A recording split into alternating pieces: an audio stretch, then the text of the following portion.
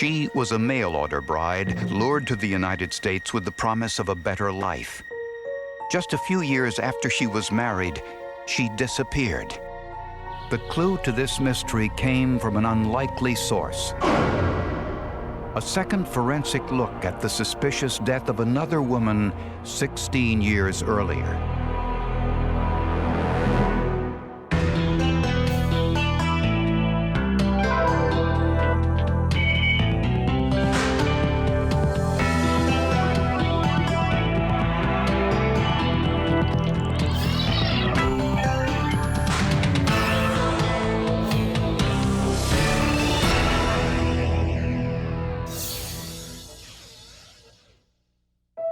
Emilita Reeves was 26 years old.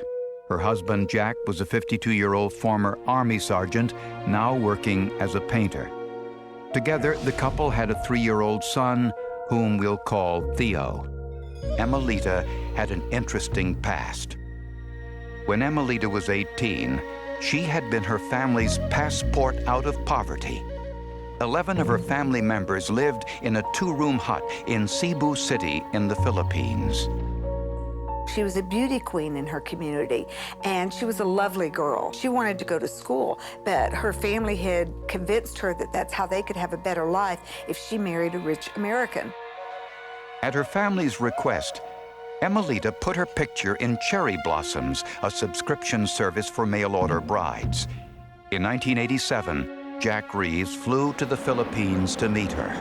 There were 2 other American men that were there to meet her, and he pretty well bulldozed his way into the house, offered her father more money than the other men had offered, and her father chose Jack to be Emilita's husband. Once Emilita arrived in Texas, Jack Reeves kept his promise and started sending Emilita's family $250 a month, a small fortune compared to the $3 a month Emilita's father was earning. On October 11, 1994, Emilita Reeves went to lunch with some friends at the Lotus restaurant in Arlington, Texas. During lunch, Emilita confided to her friends that she was no longer in love with her husband.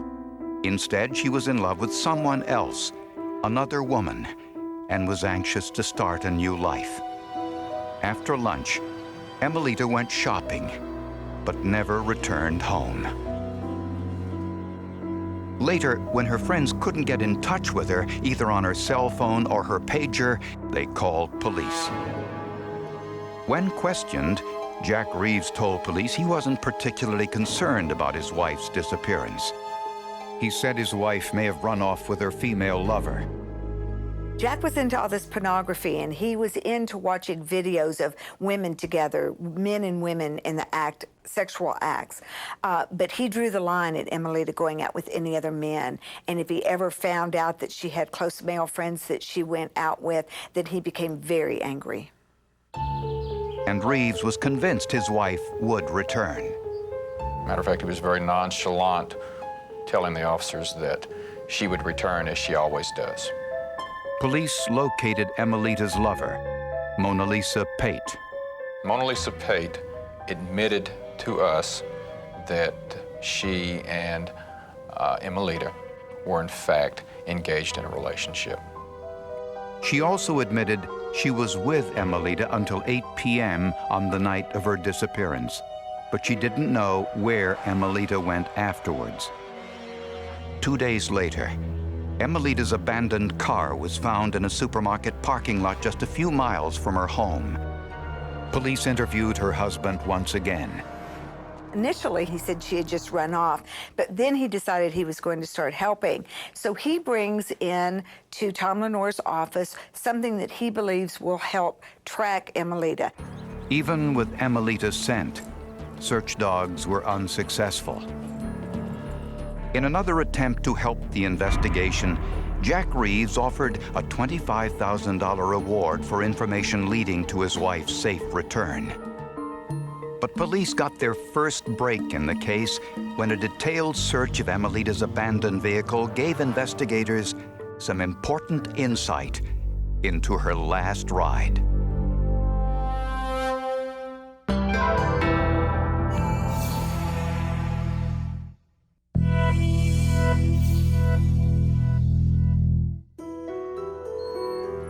Police in Texas were starting to believe that there was foul play involved in Emilita Reeves' disappearance. When police inspected Emilita's abandoned car, they noticed something suspicious. When the vehicle was found, the seat was consistent with someone much taller than Emilita, who is a very short person. The steering wheel was not locked, as Emilita always locked it, and the alarm was not set on the vehicle, which Emilita always did. And suspicions mounted when police learned that none of Emilita's clothing was missing from her home. They also learned that Emilita was not in love with her husband. Emilita also told friends Jack once asked her to have sex with one of his sons from an earlier marriage. Emilita refused. Police asked Jack Reeves to come to police headquarters to retrieve Emilita's car. Jack had apparently left town. He had taken his young son and left for nearby Lake Whitney, where he frequently camped. And police also learned that Jack Reeves had recently offered Emilita a substantial sum of money, $30,000, if she agreed not to leave him. In speaking with Emilita's friends, they reflected several conversations that Emilita had had with them where she expressed a tremendous fear that Jack would in fact kill her, in her words, as he had killed his other wives. Jack Reeves had been married 3 other times, and his second and third wives both died under mysterious circumstances. Jack married his first wife, Amaryllis, when she was only 15 years old. Her mother later had the marriage annulled. In 1961, Jack married his second wife, Sharon. Together, the couple had 2 sons. While Jack was in South Korea with the U.S. Army, Sharon filed for divorce. Reeves immediately flew home to try to save the marriage. A few days later, Sharon died from a shotgun wound to her chest. Her death had been ruled a suicide. After Sharon's death, Jack returned to Korea, where he met wife number 3, Myung-Hoi Chung. 6 years later, while vacationing at Lake Whitney, Myung was on a raft in the lake while Jack was away gathering fish bait.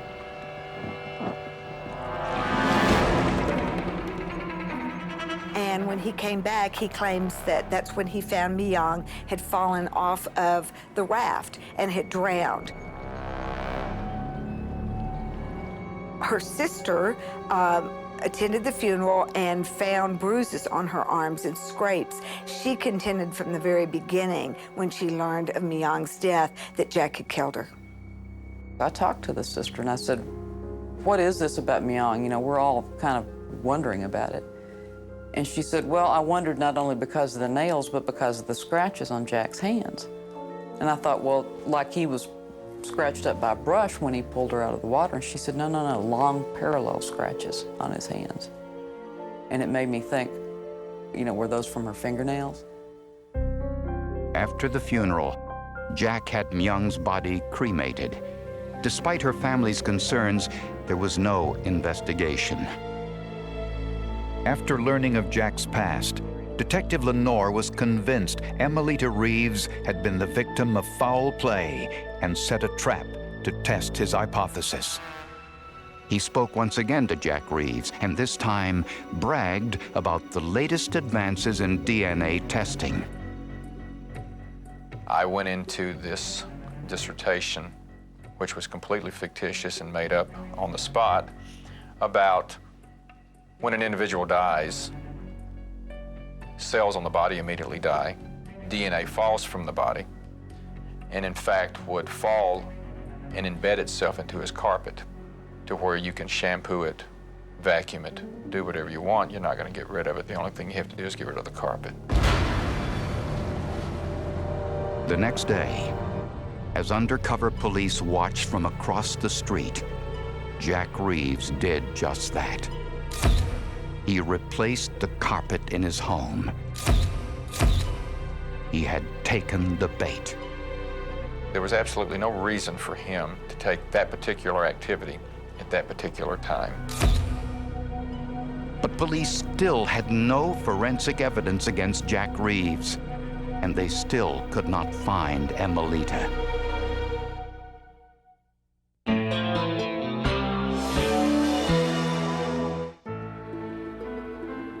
Arlington Police Detective Tom Lenore believed his best chance of solving the disappearance of Emilita Reeves was to investigate the sudden and unusual circumstances surrounding the deaths of Jack's other wives. Jack's third wife, Myung Reeves, had drowned in 10 feet of water in Lake Whitney after falling off a raft. At the time of the accident, the local game warden reported that Myung's raft was undamaged and had a full air supply. He thought it was unlikely that an adult could fall off and not be able to retrieve it. And the drowning occurred in 10 feet of water. If Myung indeed slipped off her raft, investigators couldn't understand why she was unable to swim just a short distance to where she could have stood in the lake. Unfortunately, there had been no criminal investigation and no autopsy was performed. Myung Reeves had been cremated. Jack's second wife, Sharon Reeves, was found dead in her bedroom from what was believed to be a self-inflicted gunshot wound to her chest. Since it was presumed to be suicide, there had been no autopsy performed. And only one photograph of the accident scene remained. Arlington police sent the photograph to the internationally known blood spatter expert Tom Bevel. At the time of the accident, Jack told police that he believed Sharon was sitting on the bed and pushed the trigger with her toe. But an analysis of the blood spatter evidence revealed that Sharon had been standing at the time the gun went off. Blood on Sharon's thigh was in an L-shaped pattern, indicating that Sharon was standing when blood first dripped down her thigh from the wound. Then, after she fell backwards, the blood changed direction. Had Sharon Reeves been sitting, the blood spatter as well as the blood flows would have looked entirely different. In fact, it would have been a reverse. And with Sharon in a standing position, she would have been physically unable to discharge the gun. I would say that it's not absolutely impossible, but highly improbable that that would be the case. Detective Lenore now had probable cause to exhume the body of Sharon Reeves, 16 years after her death. The autopsy was conducted by Dallas County Medical Examiner Dr. Jeffrey Barnard. She had a shotgun wound of the chest, and the entrance wound was in the front of the chest and had a very sharp right-to-left trajectory. So the shotgun entrance was really in the front, but very sharply went to the left lateral chest. And the angle of the shot was slightly downward. With that very acute trajectory, with her being in an upright position, how she would have to hold the weapon would prevent her from the ability to reach the trigger and to discharge it herself, which makes it not possible for her to have done. With a trajectory that was a very sharp trajectory, ending up with her shot dead on the bed and then the shotgun standing perfectly vertical between her legs, just made that a very unlikely scenario. I had no doubt whatsoever that this was not the case of a self-inflicted gunshot wound. Sharon Reeves' death was officially ruled undetermined, suggestive of a homicide. Jack Reeves was in the house when the shooting occurred. There was nobody else in the house at the time, so that made it by process of elimination. If Sharon didn't pull the trigger, Jack had to have. According to Patricia Springer's book, Mail Order Murder, after Emilita's disappearance, Jack Reeves was desperate for female companionship. So desperate, he called Emilita's 21-year-old sister, asking her to come live with him. When that failed, Jack renewed his subscription to Cherry Blossoms magazine, and through the personal ads found wife number 5, Emilita. who was also in the Philippines. But before the two could meet, Jack Reeves was arrested. We picked him up, put him in the car, handcuffed and all. Jack looks at Ranger Cummings and said, you know, what's the deal? What's going on here? And Fred said, you're under arrest for murdering your wife. And Jack said, which one? And we all just kind of looked at each other and said, well, that's probably a fair question.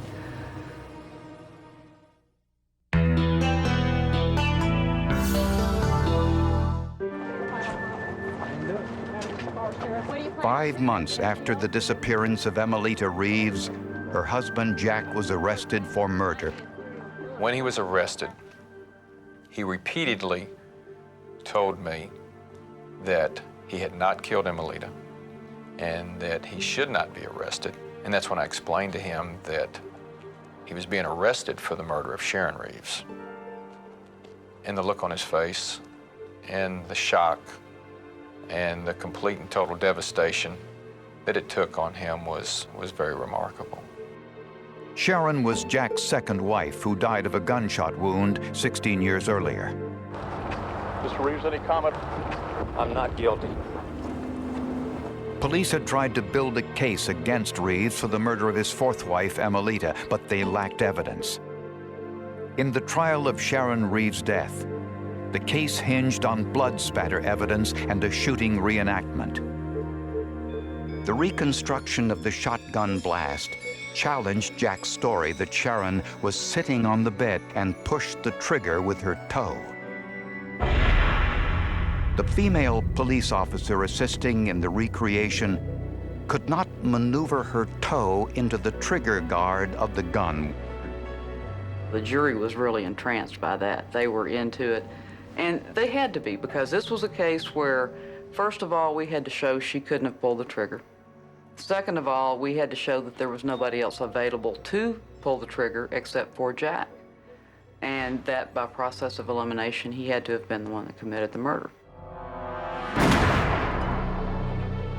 Jack Reeves was found guilty of Sharon's murder and was sentenced to 35 years in prison. On October 1st, 1995, nearly 1 year to the date of her disappearance, deer hunters at Lake Whitney stumbled upon a shallow grave. The remains were sent to the medical examiner's office in Fort Worth, Texas. Deputy Chief Medical Examiner Mark Krause was able to identify the remains by comparing Emilita's dental records to the recovered jaw. It was a match. Emilita was found without clothing, jewelry, or personal items, which was not consistent with someone who ran away. Dr. Krause hoped that the bones would tell how Emilita was killed. But there was no bone trauma, no bullet holes, no knife wounds, and unfortunately, the hyoid bone was missing. If it's fractured, and if it's fractured in a certain way, we can assume that a strangulation has occurred, that the person has been strangled to the point that that bone was damaged and it was likely to be fatal. But Dr. Krause made an important discovery. In the soil around Emilita's lungs were tiny single-celled organisms called diatoms. This was an important finding. Why? Diatoms live in water. By finding a relatively high density of these little microscopic creatures, skeletons, in the area where the lungs had once resided when the body was placed in the grave, and by finding very low concentrations or low numbers of diatoms elsewhere, the inference could be made that she was drowned, that she had inhaled water containing diatoms, and when her body decomposed, this material was deposited in the grave. The manner of death was ruled a homicide. She was murdered, and her body was buried, not well, apparently somewhat hastily. And I'm more certain than not that she was drowned in a homicidal manner, that she was killed by drowning. Later, police visited Lake Whitney with the Reeves' young son, Theo, who told police to watch out for the big hole as he pointed in the direction of his mother's grave.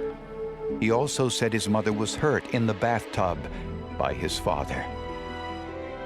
There was a likelihood, quite frankly, a probability, that Jack actually had his son with him at the time Emilita was buried.